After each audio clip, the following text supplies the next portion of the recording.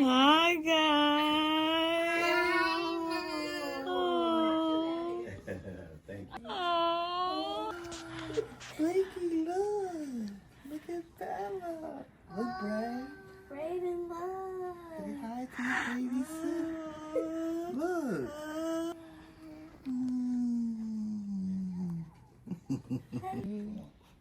They can't touch Bella. They can't touch Bella. Raina, you see Bella? You can wash your hair right here. He's adorable.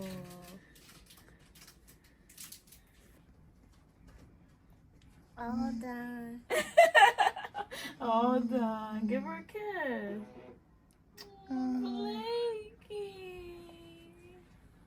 She look like you. No, Give her a kissy. I had these.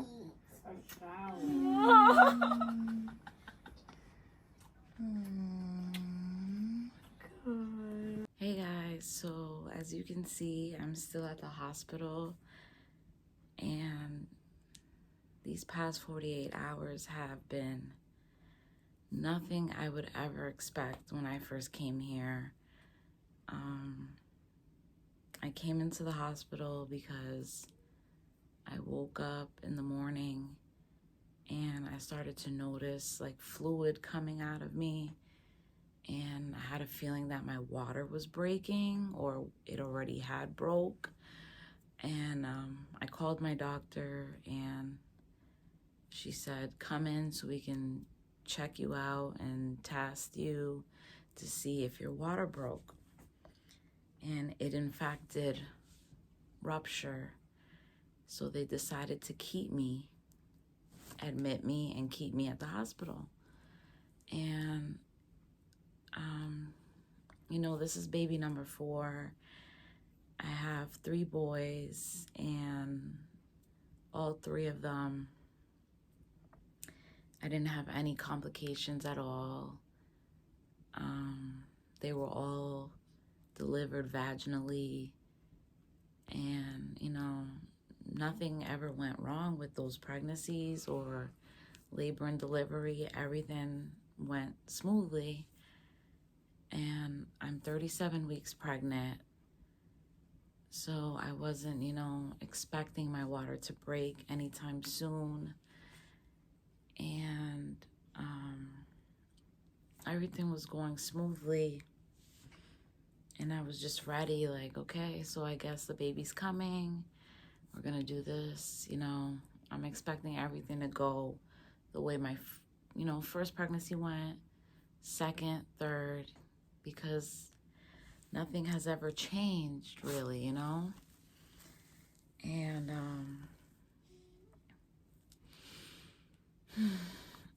I wasn't having any contractions at all.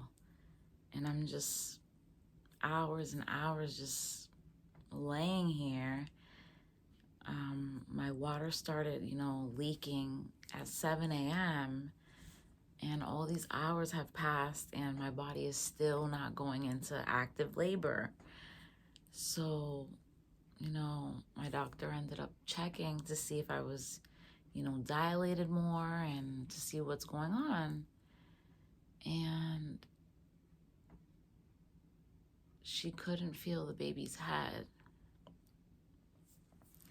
But the baby's head was, you know, head down this entire time. My last appointment, she could feel baby's head, and now she couldn't. And, you know, we waited, and then they checked again to see if there was any difference. And this time she could feel the baby's hand in my cervix. And she said, I'm sorry, but there's no way that we can deliver you vaginally when I can't feel the baby's head, but I can feel the baby's hand and arm in your cervix. And like my worst nightmare is my birth plan not following through. You know, I came in here expecting like, okay, if my water breaks, we're doing this today and I'm gonna be delivering vaginally like I always have in the past. And I was not expecting this at all. And she ended up telling me that, you know, it's impossible. We can't do it. It's dangerous. The position that the baby is in is extremely dangerous, and there's no way that we will be able to deliver vaginally.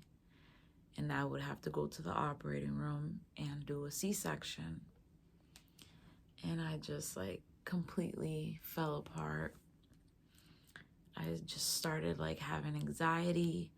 I started panicking. I started crying. My nurse was talking to me. And I just couldn't believe that in just a matter of hours, everything just like completely went upside down. And, you know, I'm here alone. David's home with the kids, and, you know, I don't have any family here with me. I don't have anyone. So I'm just like, I can't believe like this is happening right now.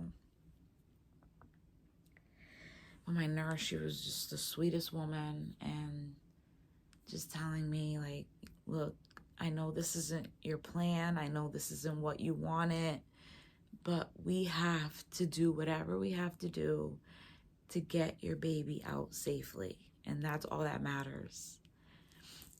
And, you know, I was very scared. You know, I've never had surgery before.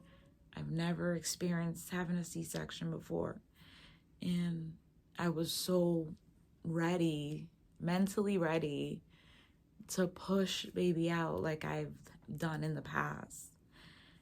And I just had to like forget about that plan for the moment, forget about what I've done in my last pregnancies, and just come to terms like, this is the new plan.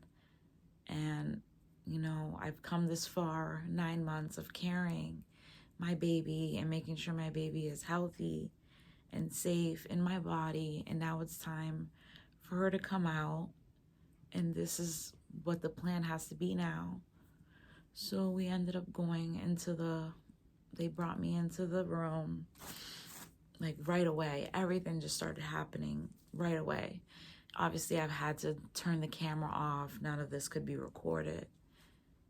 And it just happened so quickly, like the process of like me going from one room into the operating room and getting all, you know, everybody just preparing. And it was just an experience I will never forget. Like, I'm in this room with a bunch of doctors and nurses and all these different employees in here that are gonna help with delivering the baby. And not even one family member is there with me. You know, David's not there with me, and I'm just like, I can't believe like this is really happening. And I'm scared, and I'm heavily medicated to the point where I felt like I just couldn't even breathe, like, and I kept having panic attacks, and they had to like calm me down and give me something else for the panic attack on top of all the other medication I'm already on. So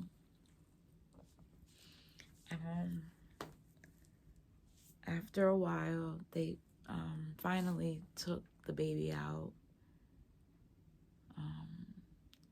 They were having a lot of complications, and like they weren't telling me, they weren't communicating with me what was going on. I guess they didn't want to worry me more than what I already, you know, was going through. But I could feel it. Like, I I could feel the vibe that, you know, things weren't going smoothly. And like the position that the baby was in, it was just very complicated. And they ended up like, you know, doing an incision one way, then having to do another incision. And now I have these like scars on my body for the rest of my life. And they're trying to get her out, and she's like stuck, and like I don't feel any pain, but I could feel like all the movement and like the tugging and the pulling. And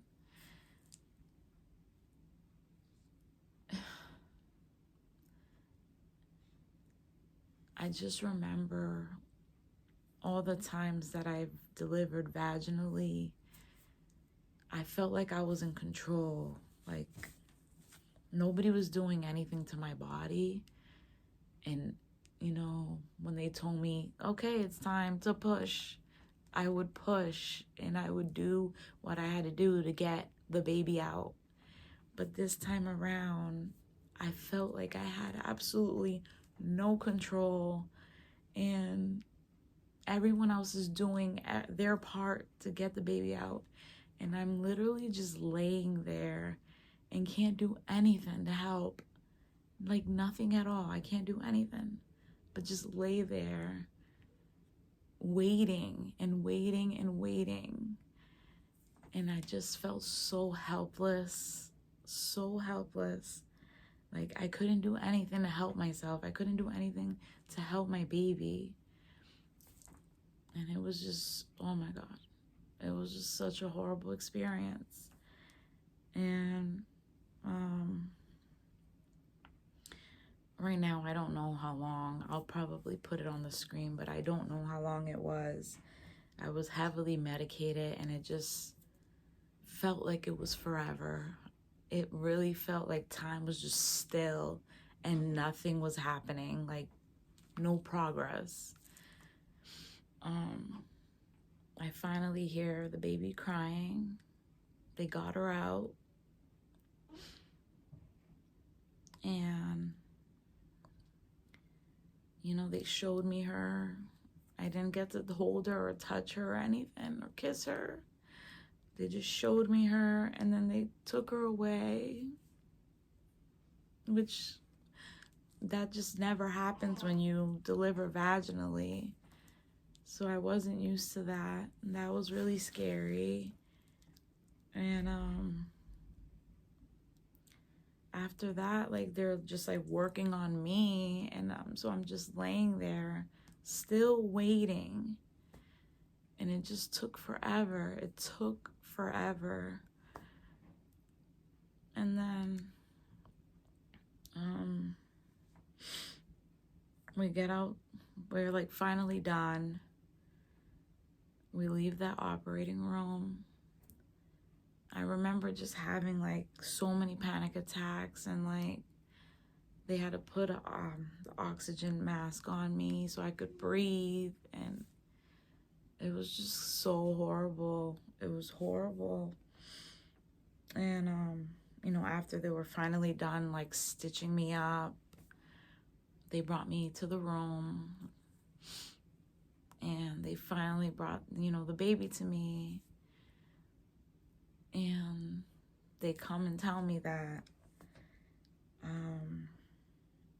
they had to cut me 2 ways. So like I have an even like bigger scar. Like I have these 2 incisions on my body, and there was no other option. This is what they had to do. And you know, I never done this before, so I have no idea. Like I don't know. I don't understand why did this have to go this way. But, you know, they really couldn't explain much to me at the moment because I was just so out of it. And then they tell me that because the baby's arm was literally in my cervix, and they had to like get her out, and the way she was like positioned, it made things very complicated when they were trying to like pull her out, and they have thought that the baby's arm might be fractured, her collarbone or her arm, I believe. I don't know. So I'm just like, what is happening right now? Like, I came in here to deliver my baby the way I've always done it, and now all these things are happening that I never anticipated. And I'm just like, why is this happening right now? Like, this doesn't seem real. And, you know, they brought her to me, and I finally got to hold her. And she's everything I could have ever imagined. And I just felt like there was nothing I could do to protect her in this situation. And I just felt so sad. I felt so sad. But I was like so happy that she was finally in my arms, and we were finally together, and, you know, she was here. But I just never imagined that it would be going this way, the way that it went. And, you know, they said we had to wait to do x-rays, that we had to wait for the pediatrician to come in to check her out. And, you know, the pediatrician checked her out and said, you know, since it was the weekend, she wanted to wait till Monday to order the x-rays and get her checked out and see what was going on, and we would go from there. But it was just crazy. It was such a crazy night, and it's just been insane. It's been insane. They said I had to stay longer because of everything that happened. You know, they want to make sure that we're both good. And because I had the surgery, like, I had to stay an extra day. And it's just crazy how you, like, can plan and prepare and do all this stuff, but then you come and anything can happen. Like, that will just, like, it just be one thing that happens, and it just completely switches everything around. Like, your entire plans just go left. And I swear I will never forget this. I will never forget this. But yeah, it's been a crazy 48 hours. And I've been wanting to turn the camera on these past, you know, couple days. But I've been so out of it. I haven't slept at all. I have not slept. So I've been so tired. And I've been on medication, back-to-back medication. Painkillers, this, that, antibiotics for, like, infections. So much stuff. And I'm just, like, heavily medicated and not sleeping, missing being home with the kids and David. And they came to visit me, and I don't know, one thing, I could feel like I was being protected. Like, I really felt like a presence there, like, everything's gonna be okay. Everything's gonna be okay. Just trust and put my faith in him. And I could feel it. The entire time, I could feel it. And I just kept praying. And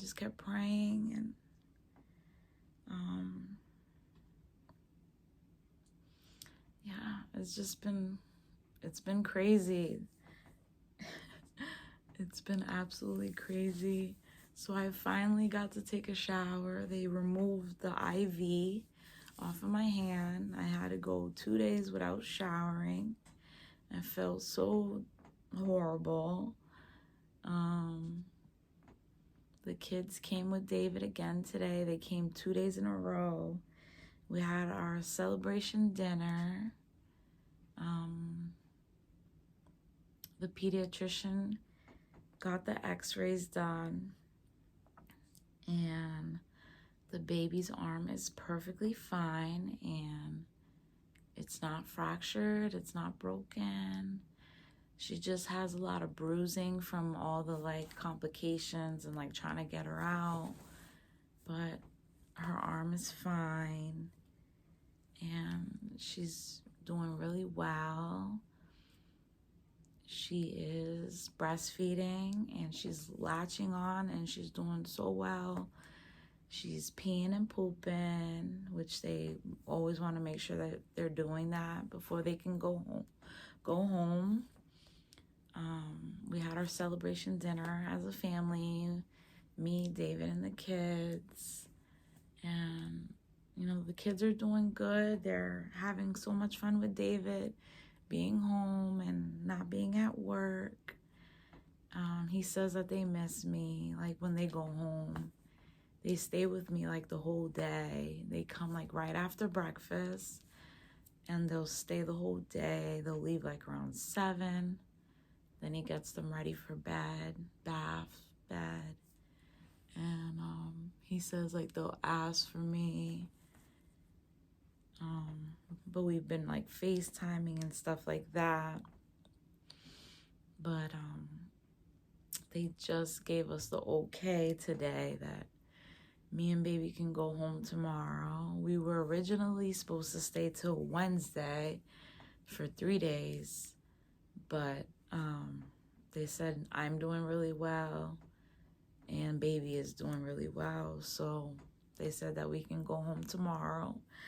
So I'm so excited. I've been dying to get out of here. I'm dying to just bring her home, and I'm just ready for us to start our new season of life together as a family of 6. And I'm just ready to put this behind me, this experience, because man, was it a crazy one. But I wanted to tell you guys my crazy labor and delivery story, since I could not record any of it, which I had planned on doing. And I'm gonna go ahead and introduce you to our new baby.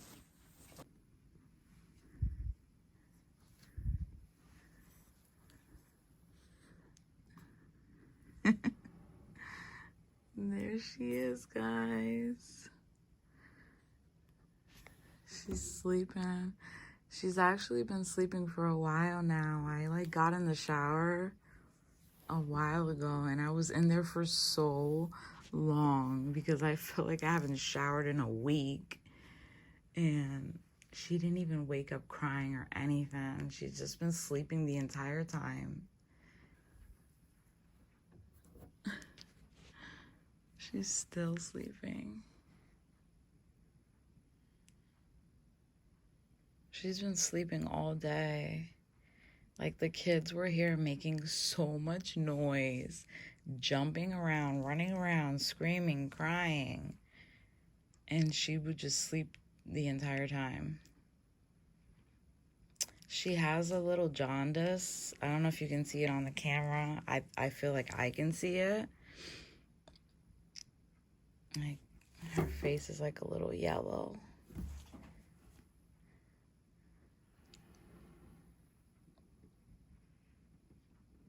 She's so beautiful. She's perfect.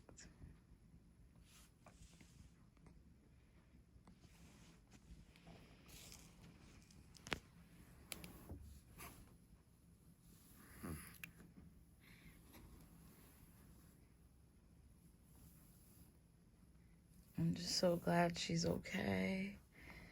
I'm so glad she's here safely and healthy. Like, it could have been worse. It could have been worse than what I went through. So I'm just so grateful and just so happy that it wasn't worse than what it was. It could have been worse. So now we get to go home and be a family, and our family is complete with her, and I'm just so happy. I'm so happy.